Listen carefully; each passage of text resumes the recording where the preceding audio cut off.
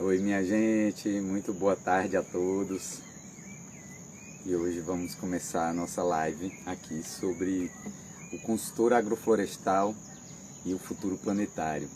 Um tema bem atual, bem contemporâneo, onde eu quero atualizar vocês sobre várias questões em relação à nossa profissão, que até muito pouco tempo atrás era desconhecida. E aos poucos vai se tornando cada vez mais conhecida e cada vez mais requisitada. Mas, como de costume, vamos começar com a musiquinha.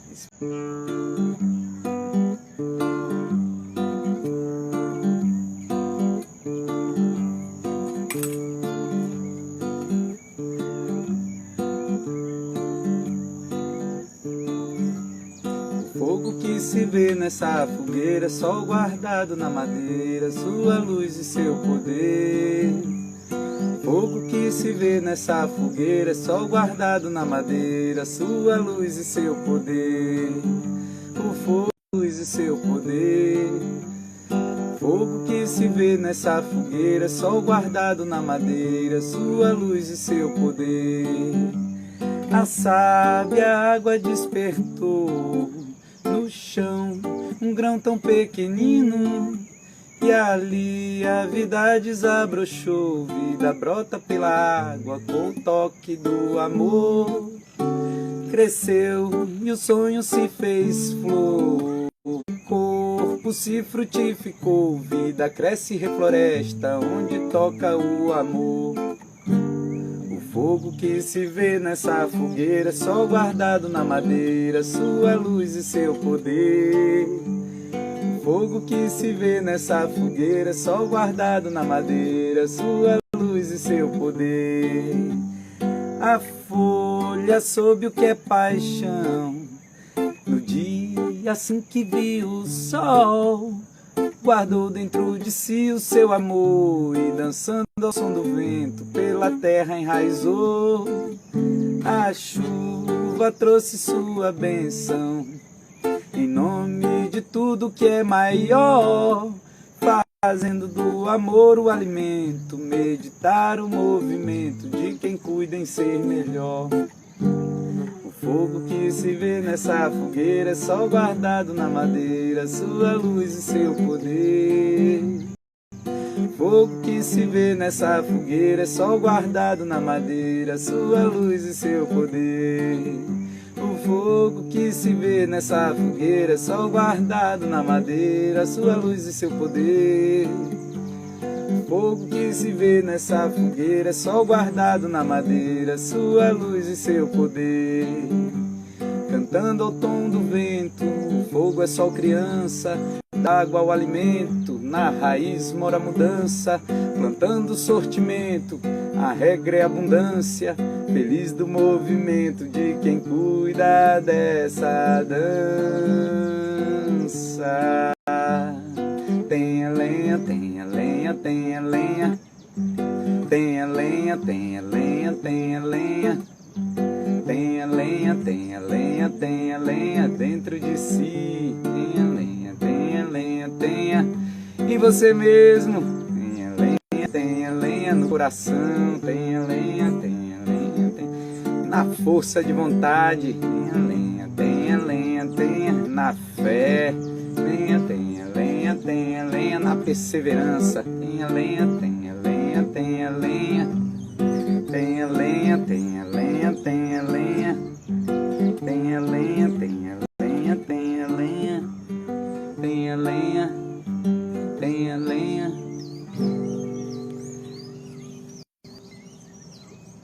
E é isso aí. Muito boa tarde, minha gente. E é isso aí, a gente começa com a musiquinha para ir entrando no clima, para ir se inspirando, para ir trazendo um pouco das inspirações de outros momentos da vida também, para que possam inspirar os momentos atuais de vida de outras pessoas que estão chegando agora aí, estão acompanhando esse vídeo, ou que vão ver esse vídeo no futuro. Então, eu comecei com essa música justamente para poder falar sobre o futuro. Essa música ela fala sobre a fotossíntese, fala sobre a magia da fotossíntese. sobre a magia desse armazenamento solar no corpo dos seres vivos e principalmente das árvores, né, que é quem a gente está tratando hoje aqui. Então, quando a gente fala simplesmente sobre termos técnicos e sobre termos científicos, a gente deixa tudo muito frio, muito ausente muitas vezes de amor, de parceria, de companheirismo, de amizade, né? Esse tempero da vida, essa coisa que a vida sem não faz o menor sentido, né? E de repente quando a gente tenta explicar a vida, para tentar explicar o que é agrofloresta, o que é ecologia, a gente se pega falando muito em termos técnicos, termos científicos. Isso vai distanciando a gente dessa magia.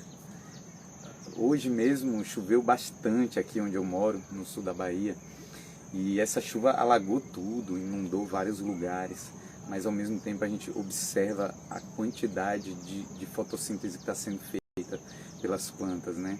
Com esse excesso de chuva, que inclusive é uma chuva de norte a sul da Bahia, em todos os lugares com quem eu comento, as pessoas dizem, olha, eu nunca vi um dezembro tão chuvoso, eu nunca vi tanta chuva essa época do ano. Aqui onde eu moro é muito incomum toda essa chuva que está dando. E também foi muito incomum a falta de chuva durante o inverno, né? Então temos descompensações aí, em um momento muita seca, em outro momento muita chuva, e uma chuva fora de época. Quer dizer, a gente nem mesmo se preparou para plantar devido a ninguém estar esperando essa chuva. Apesar da meteorologia vir avisando, ninguém sabe direito o que vai acontecer. A meteorologia serve para nos ajudar, para a gente compreender as mudanças que estão acontecendo no nosso tempo, mas ela mesma não é suficiente nem determinante para dizer para a gente o que a gente deve fazer com mais assertividade. Mas uma coisa a gente pode dizer, que quem está plantando agrofloresta está conseguindo aproveitar, mesmo as mudanças climáticas. Quem está plantando agrofloresta está conseguindo aproveitar, inclusive, as mudanças climáticas. Então, minha gente, o consultor agroflorestal e o futuro planetário, é disso que a gente quer falar hoje, tá? Sobre o impacto das mudanças climáticas no campo, na cidade e em todos os ambientes. E um pouco mais, aprofundar um pouquinho mais na história, né, da agrofloresta, que é uma coisa que a gente vem fazendo. Cada live a gente conta um pouquinho mais sobre essa história, traz aspectos mais detalhados. Então, para a gente poder falar da importância do consultor agroflorestal para o futuro planetário, é importante a gente falar da importância da agrofloresta em outros tempos, nos tempos passados, no caso. Então, nós temos hoje, através de várias pesquisas científicas realizadas, hoje eu diria que o Museu Goeldi, né, da Universidade Federal do Pará, vinculado à Universidade Federal do Pará, é uma das entidades científicas que mais traz informação sobre o assunto, sobre a construção da floresta amazônica, porque ao contrário do que muito se pensava antes, de que a floresta amazônica era inteiramente uma floresta autônoma, que cresceu livremente, sem a influência de seres humanos, sem a devastação humana, né? O ser humano como esse ser devastador, terrível, que chega onde chega, destrói tudo e destrói as florestas e consome tudo por onde passa, só deixando desertos. Essa ideia, né, que se tornou muito difundida até mesmo dentro do movimento ambientalista e dentro dos movimentos ecologistas, e mesmo dentro de uma visão geral da humanidade, é uma visão que está caindo, aos poucos caindo. Quanto mais se estuda a Amazônia, mais essa visão cai. Porque a conclusão que se chega cada dia mais é que a Amazônia só é o que é graças aos seres humanos que passaram por ali. E olha, eu não vou fazer aqui, eu não vou bancar aqui de adivinho, tá, do futuro, nem de alguém quer fazer teorias conspiratórias, de dizer que tem informações que ninguém sabe, mas eu estou aqui para passar essas informações. Não, esse não sou eu. Eu vou trazer informações e reflexões baseadas em muita informação que já existe. E uma delas é, falta muito pouco para a gente descobrir muito mais sobre a Amazônia. Como, por exemplo, que provavelmente uma das civilizações mais antigas e organizadas que passaram pelo planeta Terra vivia na Amazônia. Veja bem, gente, a gente trata que a civilização egípcia e a civilização mesopotâmica eram grandes civilizações que se floresceram mesmo no deserto porque estavam na beira de grandes rios. Será que não ocorre que à beira de um grande rio como o Amazonas, uma civilização não pode ter ocorrido? Bom, os relatos desde a época que os primeiros europeus chegaram à Amazônia é de que sim, de que havia uma grande civilização lá e povos que viviam ali muito bem organizados, inclusive vivendo de uma forma muito abundante e muito organizada, né? Então, quando a gente vai ver relatos né, pesquisas arqueológicas sobre o que vem sendo encontrado, aí principalmente se a gente for buscar pesquisas feitas sobre a terra preta de índio, a gente tem bastante material já sobre isso. Mas se a gente for mergulhar um pouco também sobre a história da domesticação da pupunha, da mandioca, né, do açaí, a história da domesticação dessas plantas que até pouco tempo atrás se achava que eram plantas autônomas, que a floresta tinha desenvolvido com essa exuberância, esse poder alimentar sozinho, né, como o próprio cacau e o cupuaçu, tá se chegando à conclusão de que isso está redondamente enganado e redondamente errado, certo? Então, o que a gente sabe hoje é que a mandioca, né, em linhas gerais, ela está domesticada há pelo menos 8.000 anos, gente. Se ela está domesticada há 8.000 anos, então ela já vinha sendo trabalhada há muito mais tempo que isso, porque ela é uma planta que na natureza ela é venenosa, ela é tóxica. Como é que você converte uma planta que é inteiramente tóxica para a principal base alimentar de grandes civilizações, que foram essas civilizações pré-colombianas? Então, alguns estudos hoje mostram que havia uma troca intensa entre a América Central e a Amazônia. E nesse tempo, há 4.000, 5.000 anos atrás, os povos maias já eram povos muito exuberantes. A gente sabe porque tem as construções lá em locais, digamos assim, que foi mais fácil de serem encontrados do que na Amazônia. Mesmo assim foram encontrados também recentemente. Então, assim, só que atualmente foi desenvolvido um sistema de escaneamento a laser da floresta chamado LiDAR, o LiDAR, né? Pelos norte-americanos, em conjunto com várias universidades da América Central e da América do Sul, inclusive do Brasil, e esse equipamento está permitindo que, por exemplo, a pirâmide de Tikal, na Guatemala, se não me engano, né, que se estimava que tivesse cerca de 50 ou 100 construções em volta dessa pirâmide. Quando passou esse LiDAR lá, com um helicóptero, um escaneamento feito de avião e helicóptero, quando passou se descobriram 60.000 construções, ou seja, havia uma cidade ali com 60.000 pessoas, ou 60.000 habitações, né, construções. Então, quer dizer, uma cidade de provavelmente mais de 100.000 habitantes, e eram provavelmente as maiores cidades do seu tempo. E olha, isso aí é o que se descobriu aonde dá para ver as pirâmides, mas a Amazônia, devido à sua exuberância, engole tudo muito rápido. Então, o que se estima é que quando Orellana passou pelo rio Amazonas em 1500 e pouquinho, agora não vou me lembrar se é 1513, alguma coisa assim, ele passou, que ele descreveu grandes civilizações e povos muito organizados vivendo ali. Ele entrou em contato com essas civilizações, e o que se estima é que esse contato possa ter gerado muitas doenças e talvez até um holocausto nessa região devido às doenças transmitidas pelos espanhóis a esses povos. E quando finalmente os europeus chegaram ali 100 anos depois, já não se encontrava mais nada lá. a não ser floresta, né? A floresta já tinha tomado tudo, porque a gente que trabalha com agrofloresta sabe que em 10, 20, 30 anos a natureza em um lugar de floresta úmida tem a capacidade de engolir tudo. Então se imagina em 100 anos. Então, gente, com isso, essas pesquisas mostram que a obsidiana, por exemplo, uma rocha que era muito comercializada pelos maias, né? Nesse período, 4.000 anos atrás, mais ou menos, 4.000, 5.000 anos atrás, ela está muito presente em vários achados amazônicos nas regiões de terra preta de índio. E o que se sabe é que essa terra preta de índio tinha uma altíssima capacidade de alimentação humana.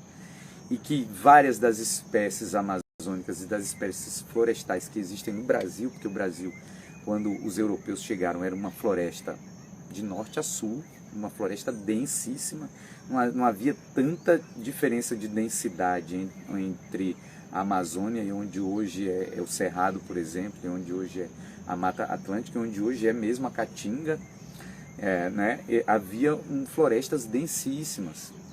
E essas florestas densas, havia uma intensa troca de espécies entre os povos que vinham aí. Então, por exemplo, a pupunha, que é achada na floresta sem a intervenção humana, ela é muito menor, ela quase não tem polpa.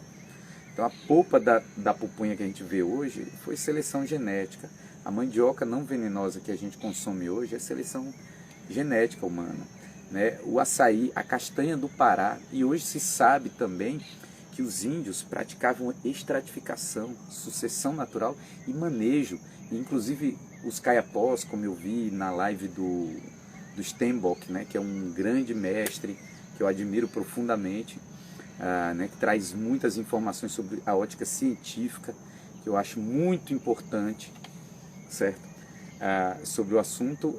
Numa pesquisa feita com os caiapós descrevem 10 estratos, onde eles trabalham conscientemente esses estratos e alocam esses estratos dentro dos seus sistemas agroflorestais tradicionais, praticando sucessão natural, ou seja, eles praticam uma agrofloresta conscientemente. Quando os europeus chegaram aqui, encontraram um continente agroflorestal.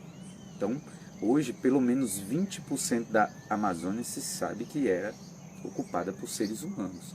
E a influência da seleção de espécies que esses seres humanos fez dentro da Amazônia, hoje, está pulverizada por praticamente 100% da Amazônia. Então, as seleções genéticas humanas estão em 100% da floresta amazônica hoje em dia, né? Isso é o que a gente sabe hoje, que não é nada, gente. A gente está começando a saber tudo isso sobre terra preta de índio, sobre as seleções genéticas que os nossos povos ancestrais há bem muito pouco tempo, devido a todo preconceito que os povos indígenas sofreram desde a colonização, desde o início da colonização, né? Então a gente sabe que a colonização foi muito baseada nessa exclusão, né? Para poder validar o genocídio, a dominação e várias outras coisas que a gente vivencia nesses 500 anos. Quem está mais atento a essa questão sabe do que eu estou falando. Por que eu estou trazendo essas informações? Porque, veja bem, somos descendentes de povos que manejam a floresta há milhares de anos. Hoje se sabe que os seres humanos da América do Sul manejavam suas florestas há pelo menos 11.000 anos, com seus machados de obsidiana e de outras rochas, né? E que eles faziam seleções genéticas e que eles produziam tipos de biochás, né, para serem incorporados à terra para aumentar a fertilidade de forma permanente no solo, além dos manejos que eles praticavam. Então, o que precisamos ver é que somos descendentes de uma sabedoria agroflorestal muito antiga, mas que durante um tempo foi apagada da nossa relação com a agricultura. E o que a gente está fazendo hoje no movimento agroflorestal é resgatar esses saberes, e principalmente com a ajuda de pessoas como o Ernest Goethe, como o Namastê, como o próprio Steinbock, como a Ana Primavera, né, como o João Pereira, do Sítio Semente, né, como o Henrique Souza e tantos outros que estão fazendo um trabalho maravilhoso hoje dentro das agroflorestas do Brasil, ajudando, transmitindo conhecimento sobre esse assunto. É que a agrofloresta nos últimos 20 anos se tornou de uma pauta completamente desconhecida a uma pauta publicada na BBC News Internacional, certo? Agricultores brasileiros transformam deserto em floresta. É o título da matéria publicada internacionalmente, em que muitos de vocês devem ter lido e que tem alguns agroflorestores ali conhecidos por todos, né? Como o Vilmar, como o Nelson, né? Aqui de Poções, como o Antônio Gomide e tantos outros amigos queridos, pessoas conhecidas queridas que dentro do meio da agrofloresta todos trocamos conhecimentos e nos relacionamos, né? Então é muito gratificante hoje ver que esse movimento está ganhando essa outra proporção. E é devido a essa proporção que está surgindo, devido a que matérias internacionais começam a surgir sobre esse tema, e ao fato que o Ernest Goethe está trabalhando com Emirados Árabes hoje, para poder transformar deserto em floresta, é que o que eu tenho para dizer para vocês hoje é muito importante. Você já pensou em se tornar consultor agroflorestal? Porque veja só, quando eu estava estudando agrofloresta era assim, pô, agrofloresta é muito legal, nossa, quero muito trabalhar com agrofloresta. Putz, mas não tenho terra suficiente para trabalhar com agrofloresta. Nossa, trabalhar com agrofloresta é muito massa. Caramba, é um conhecimento que transforma a gente de dentro para fora. Caramba, mas eu moro na cidade, como é que eu vou fazer agrofloresta? Nossa, trabalhar com agrofloresta é muito legal, a gente conhece um monte de gente, conhece espécies e tal. Putz, será que dá para ganhar dinheiro com isso? Gente, você pode estar morando na cidade, você não precisa ter terra, você pode viver das mais diferentes formas. Qualquer um pode se tornar consultor agroflorestal, desde que você sinta prazer por esse tema, você goste de conversar sobre ele, você goste de trocar sobre ele, acima de tudo é isso. Então, o que eu quero falar hoje é o futuro planetário e a importância do consultor agroflorestal nisso. Veja bem, temos um franco processo de mudanças climáticas acontecendo, onde a desertificação vem avançando de uma forma devastadora mundo afora. Aí a se vê a região subsaariana da África está sofrendo enormemente com o processo de desertificação e avanço do Saara para regiões de semiárido e regiões de floresta úmida. Aí temos imensas regiões da Austrália vivenciando esse mesmo processo. Imensas regiões da América do Norte, do Brasil, do semiárido brasileiro. Você vê Alagoas hoje, segundo o painel internacional do IPCC, 36% do estado de Alagoas está em franco processo de desertificação. Um percentual altíssimo do Rio Grande do Norte, da Paraíba, de Pernambuco, da Bahia, onde eu moro, em franco processo de desertificação. Por que isso? Porque o que está se descobrindo e que está ficando cada dia mais claro e que está se tornando cada dia mais incontestável é: quanto mais a gente elimina árvores, mais a gente cria desertos. Quanto mais a gente elimina árvores, menos chuva a gente tem, ou mais instável se torna o clima, que é isso que a gente está visualizando. Uma hora seco demais, uma hora chuva demais, a chuva cai toda de uma vez, depois vem um grande período sem chuva. Então a gente está vendo cada vez mais se acentuando esses comportamentos climáticos extremos. E é isso que a gente está descobrindo. A ausência de árvores, a extração de árvores, a queimada de florestas e tudo isso, que é algo que está sendo muito debatido, gente. Eu estou chovendo no molhado aqui, mas é importante repetir isso. A retirada e a destruição dos ecossistemas e de árvores está causando essas mudanças climáticas, e não só as mudanças climáticas, como possivelmente o coronavírus, certo? O Covid-19 é um desses efeitos colaterais dessa mudança climática e dessa destruição do meio ambiente. Então, com todo esse cenário se tornando evidente, os governos mundiais, os governos federais mundiais, as nações estão buscando saídas urgentes para essa condição, para essa situação. Então a gente vê o Emirado Árabe que é um dos países da maior concentração de riqueza do planeta Terra, contratando o Ernest Gold. O que é que isso significa para nós que somos consultores agroflorestais? Significa que vai ter muito trabalho pela frente. As pessoas finalmente, as pessoas que estão no poder, finalmente parece que estão acordando do fato que precisamos plantar árvore, e não só plantar árvore, como plantar comida e plantar água. Se o Ernest Gold trouxe, segundo o estudo da UNB, porque ele disse que foram 14 nascentes, a UNB foi lá e disse, não, senhor Ernest, foram 18 nascentes, o senhor recuperou 18 nascentes aqui na sua propriedade. Então, se ele plantando agrofloresta ao longo de 10, 15, 20 anos conseguiu trazer tantas nascentes de volta, hoje o desafio é entender se é possível fazer isso em regiões em franco avanço da desertificação. E mais, fazer isso produzindo comida. Porque o que a gente sabe é que não adianta plantar árvores nativas mais nesses lugares. Simplesmente se basear em um reflorestamento convencional. Não, gente. Olha, os ambientalistas e os ecologistas tradicionais que me perdoem, mas a gente precisa andar mais rápido. A gente precisa usar árvores exóticas, plantas exóticas, que têm uma alta capacidade de resiliência para esses ambientes, para poder recriar solo nesses ambientes, para poder recriar condições climáticas, condições ambientais, para que esses climas e esses meio ambientes possam se restabelecer de novo. Essa é a lógica de se trabalhar com agrofloresta. Então você faz isso usando árvores que podem ter um uso da madeira futuramente, que pode ter um uso alimentar, que pode ter um uso restaurativo.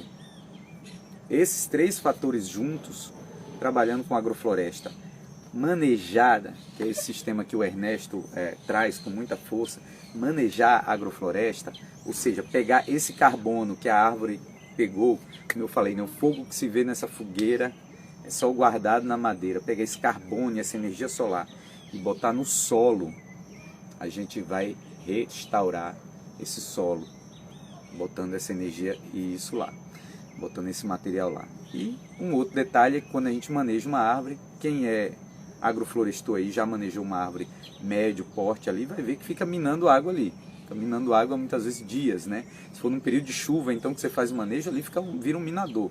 Durante vários dias. Pela raiz dela ali, vira um minador, dependendo da posição que essa árvore está. Se ela estiver mais acima, a gente vê todo o redor dela virando um solo hidromórfico.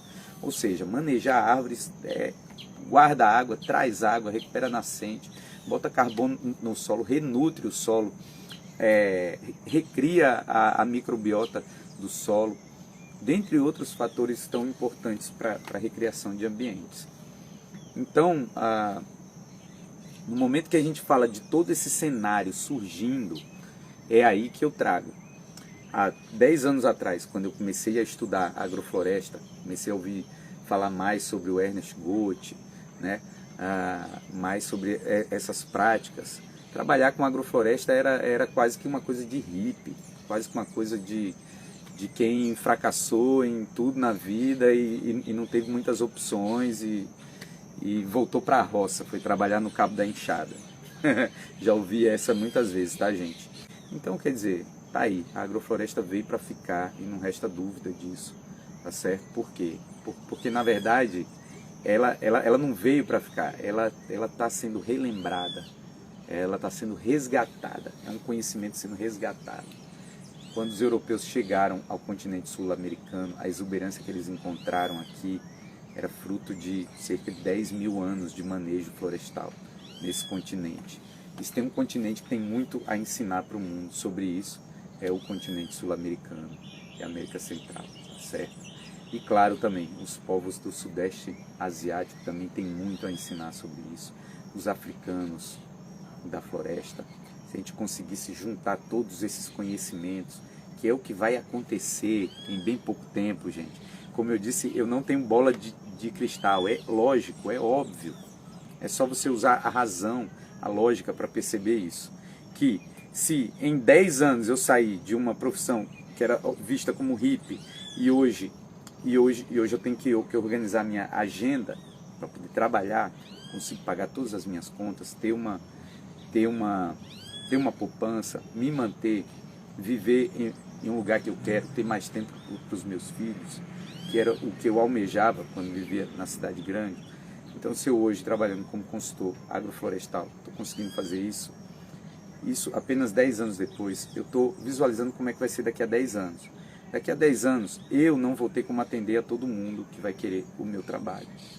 E é por essa razão que eu acredito que um consultor agroflorestal é uma profissão de extremo valor nos próximos 10 anos. É agora e será muito mais daqui a 10 anos. Se tornar um consultor agroflorestal é fundamental que a gente tenha profissionais gabaritados nessa área. Tá certo? É muito importante que a gente tenha pessoas com conhecimento suficiente para trabalhar com agroflorestas nesses próximos 10 anos, porque a demanda está crescendo exponencialmente. Exponencialmente, tá certo? E é muito trabalho, não vou negar, é muito trabalho. Você implantar um sistema agroflorestal, planejar, implantar e manejar, e além disso, colher, vender, negociar, trocar com esse excedente, dar um encaminhamento para a sua produção, tudo isso é muito trabalho envolvido. Então, é por essa razão que eu chamo a atenção de todos. É muito importante que tenhamos consultores agroflorestais, porque o consultor agroflorestal não está empenhado somente na sua terra pessoal, no seu projeto pessoal. O consultor agroflorestal é um profissional empenhado em vários projetos pessoais que conjuntamente formam um grande projeto global, que é o de restauração dos ecossistemas, restauração climática, restauração das águas e restauração de uma produção de comida saudável e abundante. Vocês estão compreendendo isso? O poder que é ter muita gente trabalhando com agrofloresta, porque veja bem, se eu tivesse a minha propriedade, estivesse trabalhando só para produzir e viver dela, eu ia estar concentrado no meu núcleo. E isso é muito importante, quem tem terra ter essa concentração. Mas a gente vive em um planeta hoje que a concentração de terra é muito grande e nem todo mundo tem acesso à terra. Mas o fato é que quem tem terra hoje precisa de pessoas que saibam lidar com essa terra. E é aí onde o consultor entra. Tá certo? E hoje, um consultor agroflorestal pode trabalhar desde produção de alimento, desde recuperação de nascentes, recuperação de áreas degradadas, até mesmo paisagismo urbano, agroflorestal, com comida no meio, né? Paisagismo alimentar. Né? Então a gente vai ver hoje muitas cidades vivenciando um processo de mudança onde suas áreas públicas estão se tornando hortas, canteiros agroflorestais, e estão servindo de alimento para a população em geral. Isso é uma tendência, gente. Está acontecendo em Londres, está acontecendo em Brasília, está acontecendo no Rio de Janeiro, São Paulo, todas as grandes cidades, Aracaju, Salvador, todas as grandes cidades hoje existem movimentos de converter as áreas públicas em produção de alimento. É algo que me desculpe as pessoas que têm uma visão mais à direita, mas que Cuba já faz há 50 anos, né? Quem conhece Cuba sabe que toda a paisagem urbana é recheada por canteiros de produção de alimentos. Então a produção de alimento é espalhada em todo lugar. O Japão, que não é um país comunista, idem. Então assim, a tendência é essa, porque não é mais admissível dentro de uma nova ética, dentro de uma nova moral humana, que pessoas passem fome, gente, que a gente gaste mais com comida do que com um aparelho celular. Se vocês forem fazer as contas aí, qualquer pessoa que tem uma família como eu, com 3 crianças e 2 adultos, a gente gasta por mês o valor de um celular com comida, certo? Quem tem que comprar em supermercado, porque eu não gasto tanto assim, porque eu tenho muita comida que vem dos lugares que eu planto, né? Então eu tenho bastante resiliência nesse sentido por trabalhar com agrofloresta. Mas quem não tem nenhum tipo de produção de alimento disponível, gasta tranquilamente muito mais que R$1.000 por mês com alimento. Agora você imagina quem ganha um salário mínimo, né, para sobreviver hoje no Brasil. Então, dentre esses fatores, razões pelas quais nós precisamos formar um grande corpo de consultores agroflorestais. Então essa live também é um chamado para todos que querem se tornar agroflorestores e consultores agroflorestais, porque você pode muito bem ter a sua terra e ainda assim ser consultor agroflorestal. Eu tenho uma terrinha pequena, que não daria para eu sobreviver agora de agrofloresta, já depois de mais de 10 anos trabalhando com isso e ter uma carteira de amigos e clientes que eu atendo e tudo, e deixar tudo isso para virar simplesmente agricultor. Mas eu tenho a minha terrinha onde eu estou plantando para ter excedentes para minha família e ocasionalmente ter excedentes para distribuir, para doar, para vender, para trocar. São recursos. Então, se cada pessoa que não tem terra e se interessa por agrofloresta, se tornar um consultor agroflorestal através do aprofundamento desse conhecimento, se cada pessoa como essa se engajar nesse movimento, a gente provavelmente vai ter um futuro muito diferente. E o que eu posso dizer é que nos próximos 10, 15 anos, essa profissão vai se expandir muito. Eu diria que de uma forma mais do que exponencial, tá? Porque é isso que eu tenho acompanhado nos últimos 10 anos. Então, minha gente, é isso aí. E eu quero deixar um outro recado para quem já é consultor. Gente, não vamos fazer reserva de mercado. Não existe isso de que, opa, não, eu vou ter concorrência. Gente, estamos falando de sintropia, não existe concorrência entre nós, existe colaboração. Se todos os consultores, se todas as pessoas que querem se tornar consultores colaborarem uns com os outros, teremos muito conhecimento. Porque uma coisa eu tenho certeza que todos que trabalham com agrofloresta hoje concordam comigo. Ainda existe muito conhecimento para ser adquirido nesse assunto. E a gente só vai adquirir esse conhecimento na hora que tiver muita gente trabalhando com isso. E esse é o meu objetivo com essas lives. Quero cada dia mais ajudar quem quer se tornar um consultor agroflorestal a se tornar um consultor agroflorestal. Quem quer viver de agrofloresta como consultor, chegar no seu objetivo. E é por isso que eu estou aqui fazendo essas lives. E eu quero direcionar esse conteúdo para você, para essas pessoas. E claro que esse conteúdo também vai servir para todo mundo que se interessa por agrofloresta, tá bom? Então, quero anunciar que a partir de hoje, todas as terças e quintas, a gente vai fazer uma live sempre esse horário, entre as 5 e as 6. Depois a gente pode ir ouvindo a opinião das pessoas aí e vendo qual é o horário que fica melhor aí para todo mundo.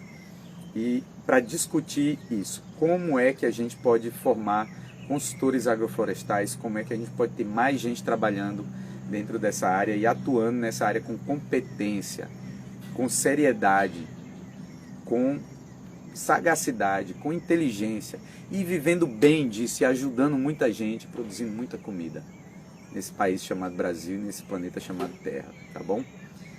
Então, minha gente, é isso aí. Quero agradecer a todos, a audiência. Nas próximas lives aí teremos também algumas entrevistas, tá bom? Com pessoas que estão nessa caminhada, com pessoas que estão desenvolvendo seus espaços para que se tornem centros de formação, escolas, né, que estão disseminando conhecimento, estão ajudando a disseminar esse conhecimento, tá bom? Então, desde já, muito grato a todos. Vou tocar mais uma musiquinha aí para quem ficou até o final. Esse aqui vai até um capotraste.